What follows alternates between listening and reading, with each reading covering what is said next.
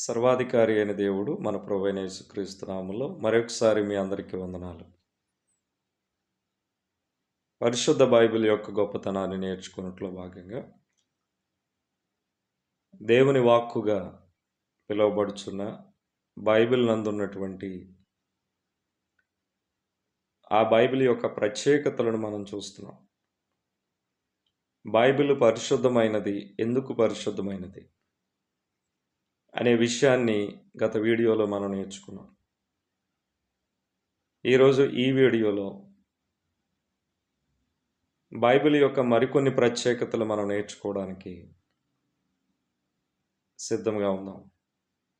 ఈ మాటలు వింటున్న మిమ్మును, ఈ వీడియో వీక్షిస్తున్న మిమ్ములను, కుటుంబాన్ని దేవుడు ఆయన కృపతో నింపునుగాక. బైబిల్కు ఉన్నటువంటి మరొక విలువైన ప్రత్యేకత, బైబిలు అమూల్యమైనది.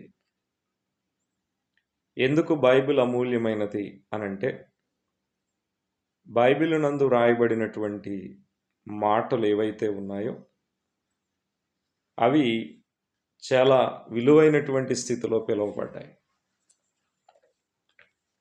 పరిశుద్ధ గ్రంథంలో 19వ కీర్తన 10వ వచనంలో ఈ విధంగా రాయబడింది. 9వ వచనంలో, యెహోవా యందైన భయము పవిత్రమైనది, అది నిత్యము నిలుచును. యెహోవా న్యాయ విధులు సత్యమైనవి, అవి కేవలము న్యాయమైనవి. దేవుని మాటలతో కూడిన విధులు న్యాయమైనవి. అవి బంగారు కంటెను, అంటే దేవుని విధులుగా, ఆజ్ఞలుగా ఉన్నవి. మానవునికి ఇవ్వబడిన దేవుని వాక్యంలో న్యాయముంది, సత్యముంది. అవి బంగారు కంటెను, విస్తారమైన మేలిమి బంగారు కంటెను కోరతగినవి. తేనె కంటెను, జుంటి తేనె దారాల కంటెను మధురమైనవి. దేవుని వాక్యాన్ని పోలుస్తూ దేవుని వాక్యము ఎంత అమూల్యమైనదో చెప్పబడుతుంది. అంత మాత్రమే కాదు, కీర్తనల గ్రంథము 119వ కీర్తన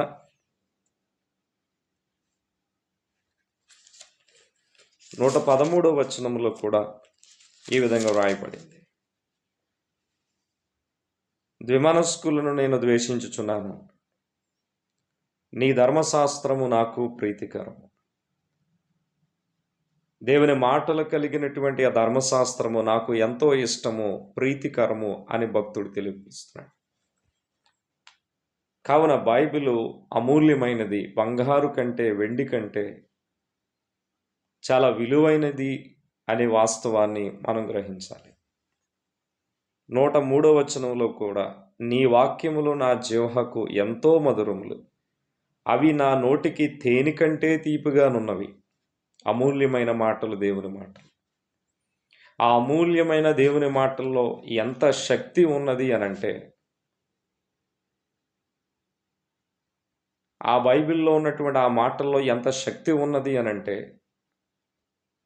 అనేక సందర్భాలు మనం ఆలోచన చేస్తూ ఉన్నప్పుడు ఒక పాపిని రక్షించే శక్తి దేవుని మాటల్లో ఉంది.